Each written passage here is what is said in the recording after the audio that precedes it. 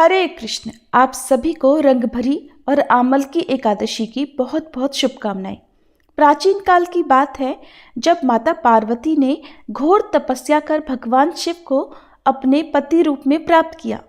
अनेक युगों की कठिन तपस्या के बाद भगवान शिव ने प्रसन्न होकर पार्वती जी को स्वीकार किया और उनका विवाह विधि पूर्वक हिमालय राज के घर संपन्न हुआ। किंतु विवाह के पश्चात माता पार्वती अपने पिता के घर में ही रहीं और भगवान शिव उन्हें अपने धाम नहीं ले गए। समय बीतता गया और देवी पार्वती के गृह प्रवेश का शुभ अवसर निकट आया। फाल्गुन शुक्ल एकादशी के दिन, जिसे आज रंग भरी एकादशी कहा जाता है, भगवान शिव स्वयं अपने गणों के साथ हिमालय राज के महल पहुंचे। उनके साथ नंदी, भूत, प्रेत, गण, ऋषि मुनि और अनेक देवी देवता भी थे। पूरे कैलाश और देवलोक में हर्ष छा गया। चारों ओर मंगल ध्वनियां गूंज उठी और माता पार्वती को पूरे विधि विधान से गौने के लिए तैयार किया गया। भगवान शिव ने माता पार्वती को अपने दिव्य वाहन पर बिठाया और काशी के लिए प्रस्थान किया।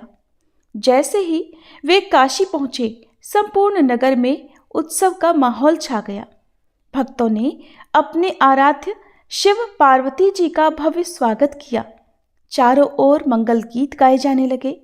शिव भक्तों ने रंग गुलाल उड़ाकर अपने आराध्य के आगमन का उल्लास मनाया। पूरे नगरी में आनंद और प्रेम की धारा बहने लगी। भगवान शिव स्वयं भी प्रसन्न होकर अपने भक्तों के साथ रंग खेलने लगे। माता पार्वती भी भक्तों के प्रेम को देखकर आनंदित हुई और उन्होंने भी शिवजी संग रंगों की छटा बिखेरी।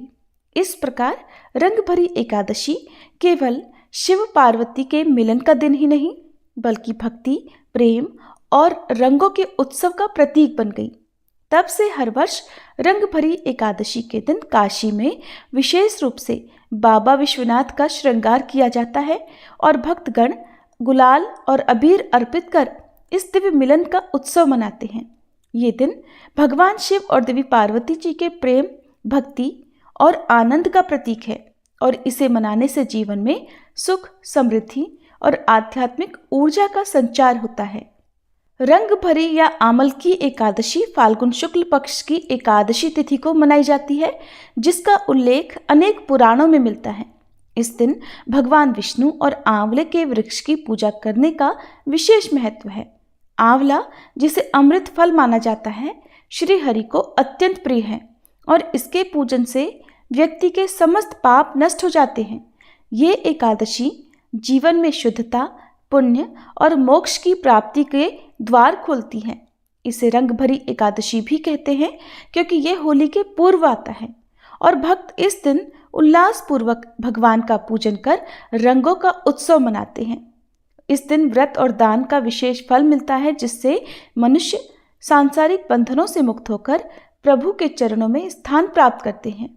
ऐसा ही एक दिव्य प्रसंग महाभारत काल में घटित हुआ, जब धर्मराज युधिष्ठिर ने भगवान श्री कृष्ण से इस एकादशी का महत्व जानने की इच्छा प्रकट की।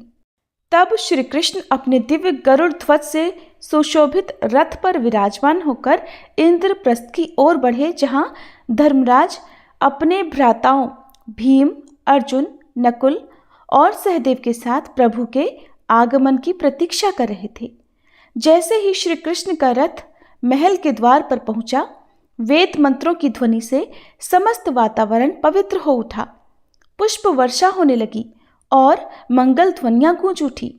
महाराज युधिष्ठिर ने श्रद्धा से श्री कृष्ण का स्वागत किया और उनके चरणों में प्रणाम कर कहा, हे केशव, कृपया हमें इस एकादशी का महात्म्य बताने की कृपा करें।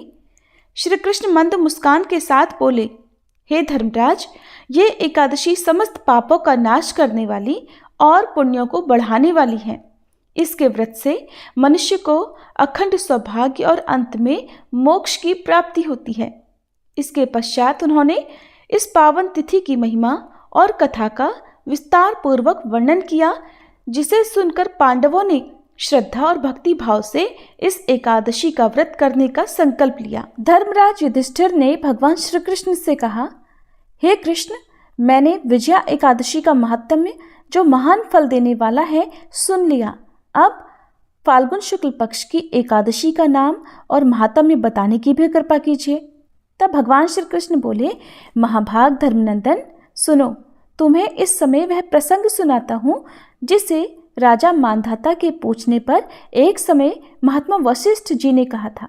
फाल्गुन शुक्ल पक्ष की एकादशी का नाम आमलकी एकादशी है। इसका पवित्र व्रत विष्णु लोक की प्राप्ति कराने वाला है।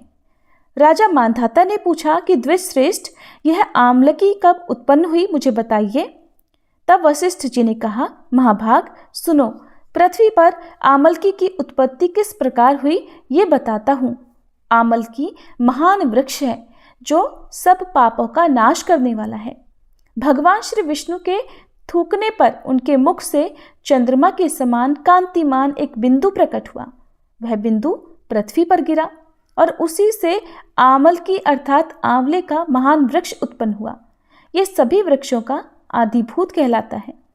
इसी समय समस्त प्रजाजनों की सृष्टि करने के लिए भगवान ने ब्रह्मा जी को उत्पन्न किया। उन्हीं से इन प्रजाओं की सृष्टि हुई।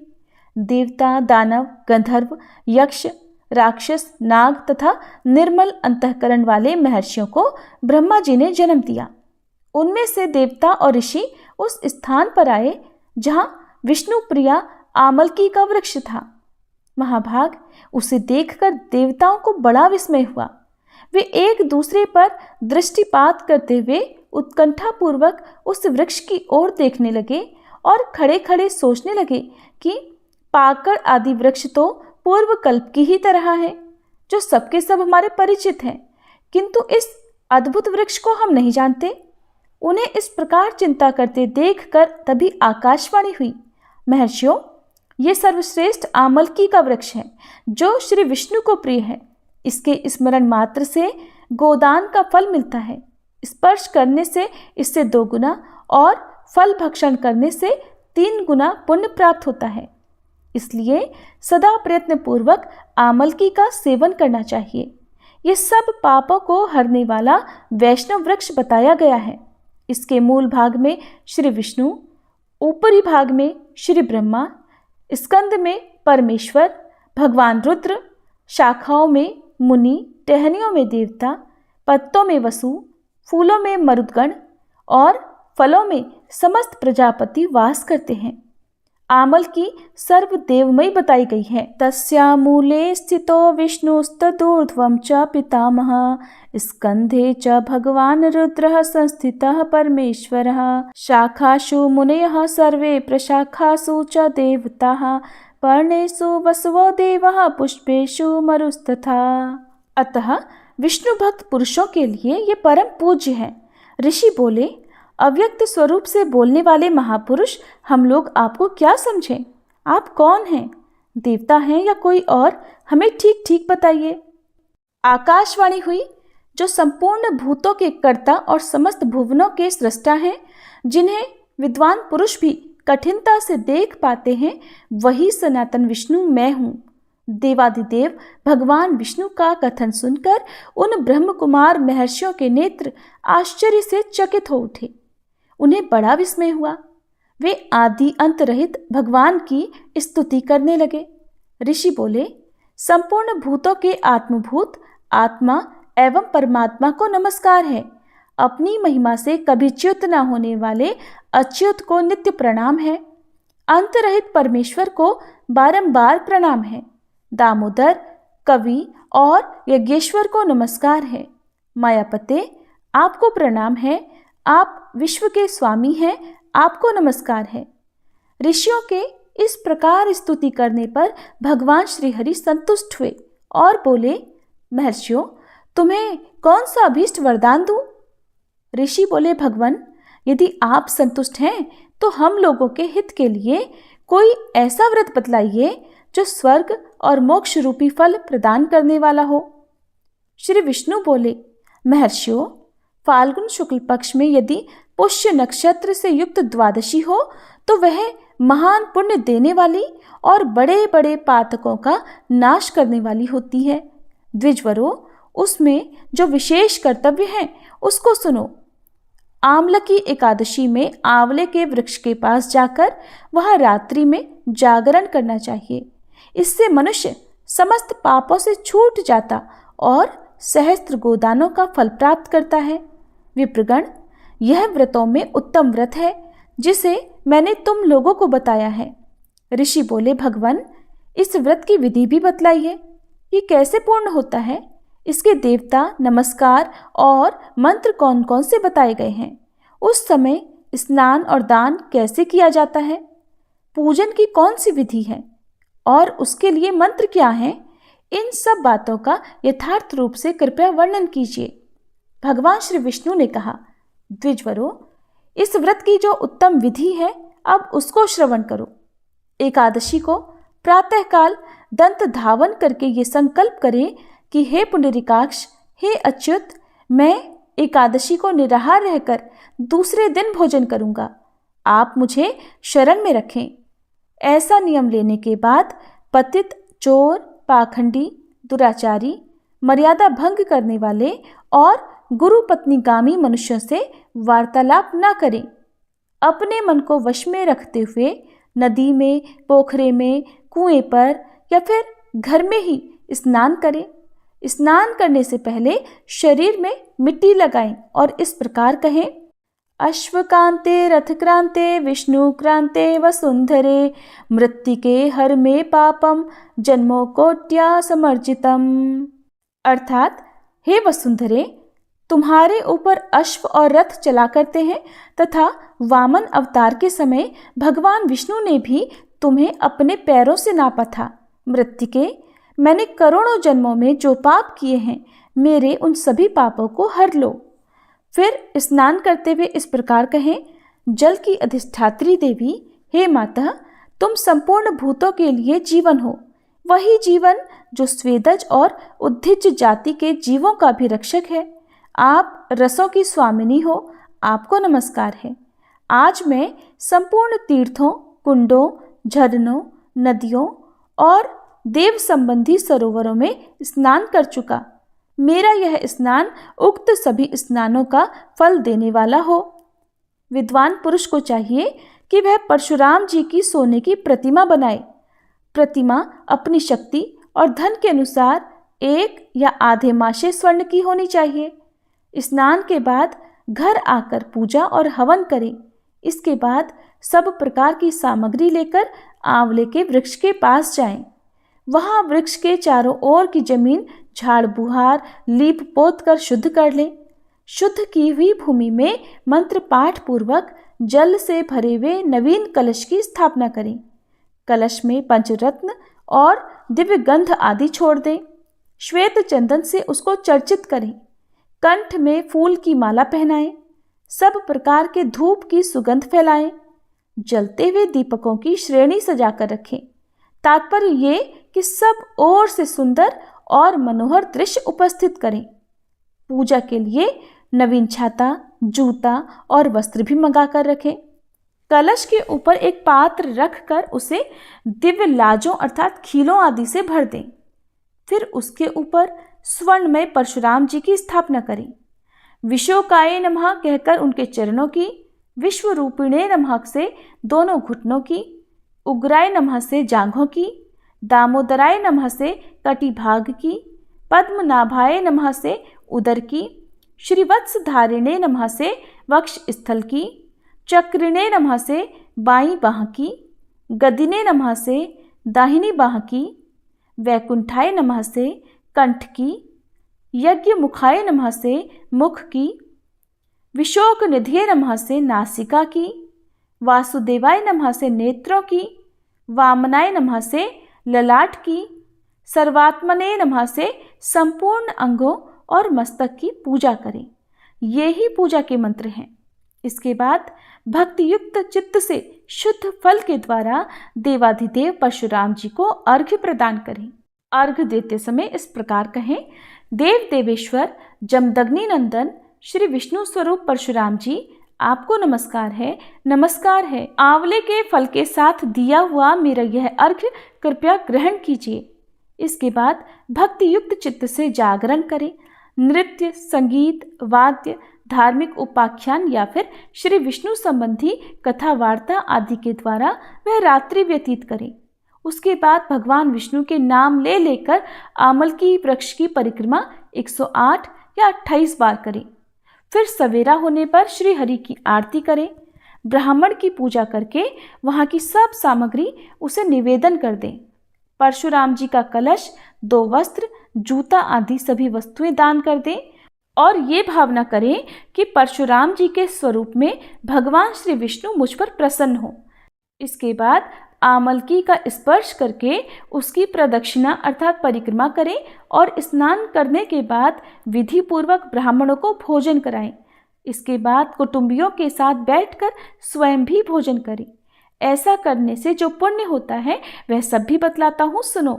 संपूर्ण तीर्थों के सेवन से जो पुण्य प्राप्त होता है और सब प्रकार के दान देने से जो फल मिलता है वह सब उपर्युक्त विधि के पालन से सुलभ हो जाता है। समस्त यज्ञों की अपेक्षा भी अधिक फल मिलता है, इसमें तनिक भी संदेह नहीं है। ये व्रत सभी व्रतों में उत्तम है जिसका मैंने तुमसे पूरा वर्णन किया है। वशिष्ठ जी कहते हैं, महाराज, इतना कहकर देवेश्वर भगवान विष्णु वहीं अंतर्ध्यान हो गए। इसके बाद उन समस्त महर्षियों ने उक्त व्रत का पूर्ण रूप से पालन किया। हे राजन, इस प्रकार तुम्हें भी इस व्रत का अनुष्ठान करना चाहिए। भगवान श्री कृष्ण कहते हैं, हे युधिष्ठिर, यह दुर्धर्ष व्रत मनुष्य को सभी पापों से मुक्त कराने वाला है। अब मैं तुम्हें आमलकी एकादशी व्रत से जुड़ा हुआ एक प्रसंग भी सुनाता हूँ, ध्यानपूर्वक सुनो, जिसे एक समय राजा मांधाता के पूछने पर महर्षि वशिष्ठ ने कहा था। एक बार वैदिश नाम का एक नगर था जिसमें ब्राह्मण, क्षत्रिय, वैश्य और शूद्र चारों वर्ण आनंद सहित रहा करते थे। उस नगर में सदैव वेद ध्वनि गूंजा करती थी तथा पापी, दुराचारी और नास्तिक उस नगर में कोई नहीं था। उस नगर में चैत्रथ नाम का चंद्रवंशी राजा राज्य करता था। वह अत्यंत विद्वान और धर्मी था। उस नगर में कोई भी व्यक्ति दरिद्र और कंजूस नहीं था। सभी नगरवासी विष्णु भक्त थे और आबाल वृद्ध स्त्री पुरुष एकादशी का व्रत किया करते थे। एक समय फाल्गुन माह के शुक्ल पक्ष की आमलकी एकादशी आई। उस दिन राजा, प्रजा और बाल वृद्ध सब ने हर्षपूर्वक व्रत किया। राजा अपनी प्रजा के साथ मंदिर में जाकर पूर्ण कुंभ स्थापित करके धूप, दीप, नैवेद्य, पंचरत्न आदि से धात्री अर्थात आंवले का पूजन करने लगे और इस प्रकार स्तुति करने लगे, हे धात्री, आप ब्रह्म स्वरूप हो, आप ब्रह्मा जी द्वारा उत्पन्न हुए हो और समस्त पापों का नाश करने वाले हो। आपको नमस्कार है। अब आप मेरा अर्घ्य स्वीकार करो। आप श्री रामचंद्र जी द्वारा सम्मानित हो। मैं आपकी प्रार्थना करता हूँ, अतः आप मेरे समस्त पापों का नाश करो। फिर उस मंदिर में सभी ने रात्रि को जागरण भी किया। रात के समय वहाँ एक बहेलिया आया जो अत्यंत पापी और दुराचारी था। वह अपने कुटुंब का पालन जीव हत्या करके किया करता था। भूख और प्यास से अत्यंत व्याकुल वह बहेलिया इस जागरण को देखने के लिए मंदिर के एक कोने में बैठ गया और विष्णु भगवान तथा एकादशी महात्म्य की कथा सुनने लगा। इस प्रकार अन्य मनुष्यों की तरह उसने भी सारी रात जाग कर बिता दी। प्रातःकाल होते ही सब लोग अपने घर चले गए तो बहेलिया भी अपने घर चला गया। घर जाकर उसने भोजन किया। कुछ समय बीतने के पश्चात उस बहेलिये की मृत्यु हो गई। मगर उस आमलकी एकादशी के व्रत और जागरण से उसने अगले जन्म में राजा विदुरथ के घर जन्म लिया और उसका नाम वसुरथ रखा गया। युवा होने पर वह चतुरंगिणी सेना के सहित तथा धन धान्य से युक्त होकर 10,000 ग्रामों का पालन करने लगा। वह तेज में सूर्य के समान, कांति में चंद्रमा के समान, वीरता में भगवान विष्णु के समान और क्षमा में पृथ्वी के समान था। वह अत्यंत धार्मिक, सत्यवादी, कर्मवीर और विष्णु भक्त था। वह प्रजा का समान भाव से पालन करता था। दान देना उसका नित्य कर्तव्य था। एक दिन राजा शिकार खेलने के लिए गया। दैव योग से वह मार्ग भूल गया और दिशा ज्ञान न रहने के कारण वह उसी वन में एक वृक्ष के नीचे सो गया। थोड़ी देर बाद पहाड़ी म्लेच्छ वहां पर आ गए और राजा को अकेला देखकर मारो मारो शब्द कहते हुए राजा की ओर दौड़ पड़े। म्लेच्छ कहने लगे कि इसी दुष्ट राजा ने हमारे माता पिता, पुत्र पौत्र आदि अनेक संबंधियों को मारा है और देश से निकाल दिया है, अतः इसको अवश्य मारना चाहिए। ऐसा कहकर वे म्लेच्छ उस राजा को मारने दौड़े और अनेक प्रकार के अस्त्र शस्त्र उसके ऊपर फेंकने लगे। वे सब अस्त्र शस्त्र राजा के शरीर पर गिरते ही नष्ट हो जाते और उनका वार पुष्प के समान प्रतीत होता। अब देखते ही देखते उन म्लेच्छों के अस्त्र शस्त्र उल्टा उन्हीं पर प्रहार करने लगे, जिससे वे मूर्छित होकर गिरने लगे। उसी समय राजा के शरीर से एक दिव्य स्त्री उत्पन्न हुई। वह स्त्री अत्यंत सुंदर होते हुए भी उसकी भ्रुकुटी टेढ़ी थी। उसकी आंखों से लाल लाल अग्नि निकल रही थी, जिससे वह दूसरे काल के समान प्रतीत होती थी। वह स्त्री म्लेच्छों को मारने दौड़ी और थोड़ी ही देर में उसने सब म्लेच्छों को काल के गाल में पहुंचा दिया। जब राजा सोकर उठा तो उसने म्लेच्छों को मरा हुआ देखकर कहा कि इन शत्रुओं को किसने मारा है और इस वन में मेरा कौन हितैषी रहता है। वह ऐसा विचार कर ही रहा था कि आकाशवाणी हुई, हे राजन, इस संसार में श्री विष्णु भगवान के अतिरिक्त कौन तेरी सहायता कर सकता है। इस आकाशवाणी को सुनकर राजा अपने राज्य में आ गया और सुखपूर्वक राज्य करने लगा। भगवान श्री कृष्ण कहते हैं, हे राजन, यह आमलकी एकादशी के व्रत का प्रभाव था। जो मनुष्य इस आमलकी एकादशी का सच्चे मन और श्रद्धा से निष्ठा के साथ व्रत करते हैं, वे प्रत्येक कार्य में सफल होकर अंत में वैकुंठ लोक को जाते हैं। श्री कृष्ण के इन दिव्य वचनों को सुनकर फिर धर्मराज युधिष्ठिर ने भी इस व्रत का दृढ़ संकल्प लिया और इस दिव्य तिथि का विधि पूर्वक पालन किया। उस दिन से यह व्रत अक्षय पुण्य देने वाला, श्री शिव और विष्णु कृपा प्राप्त कराने वाला और समस्त ग्रह बाधाओं को हरने वाला माना जाता है। जो भी श्रद्धालु इस कथा को श्रद्धा और भक्ति के साथ सुनते हैं, वह सभी पापों से मुक्त होकर जीवन में सुख समृद्धि और अंततः मोक्ष को प्राप्त करते हैं। अब आप सभी की मनोकामनाओं को पूर्ण करने वाली दूसरी कथा को भी सुनते हैं। एक बार देवर्षि नारद जी वैकुंठ लोक को गए। वहां उन्होंने भगवान श्री लक्ष्मी नारायण जी को प्रणाम किया।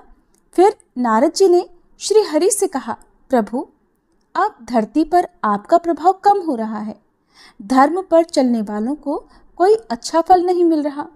जो पाप कर रहे हैं उनका भला हो रहा है। तब श्री हरि कहने लगे, ऐसा नहीं है देवर्षि, जो भी हो रहा है सब नियति के कारण हो रहा है।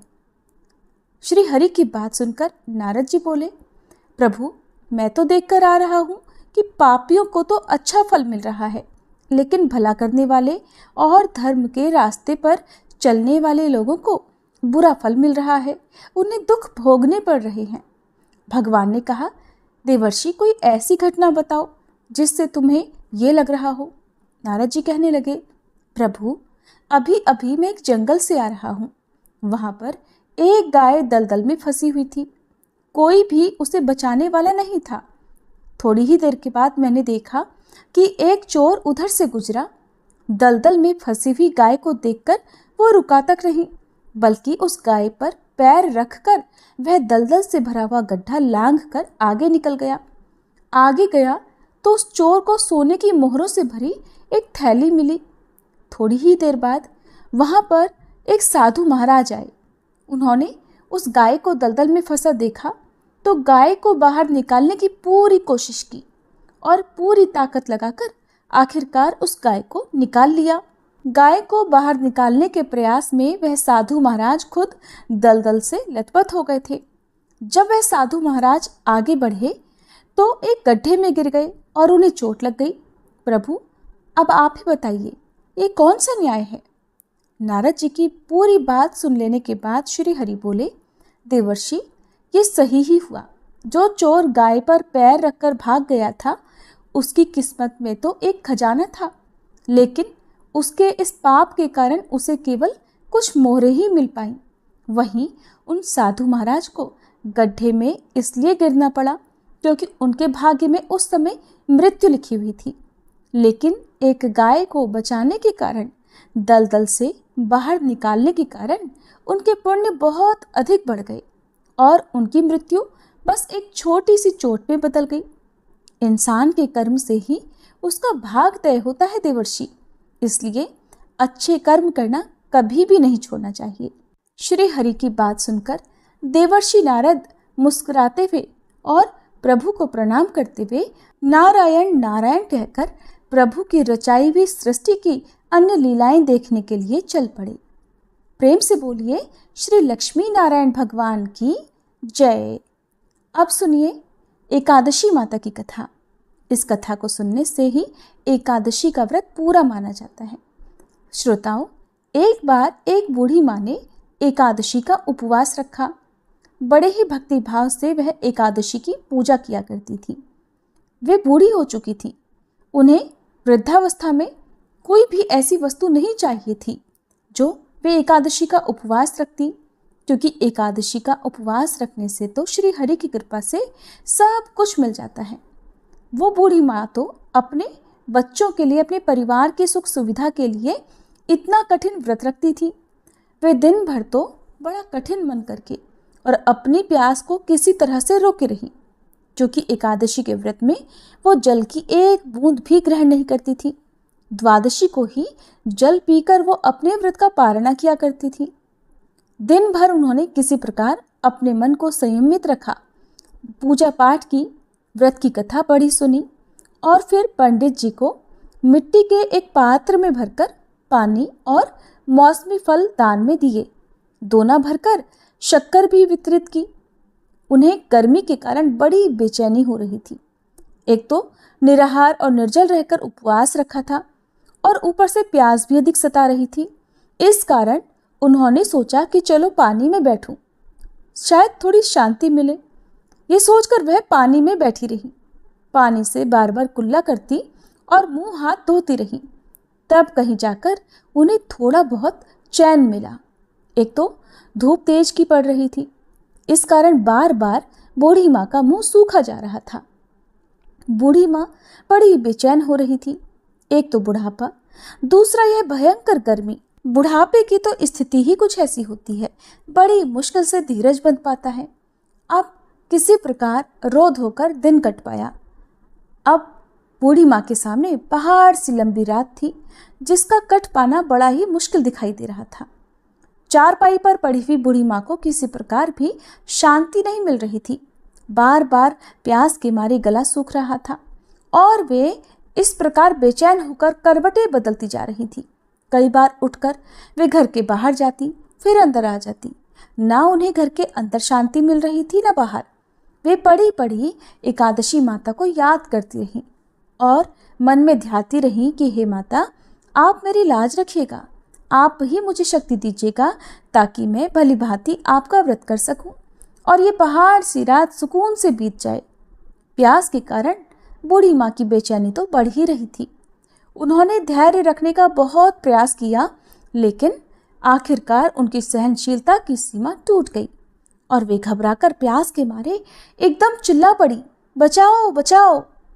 बूढ़ी माँ का चिल्लाना सुनकर उनके परिवार के सभी सदस्य उनके आसपास इकट्ठा हो गए और बूढ़ी माँ की चारपाई के पास पहुंच गए।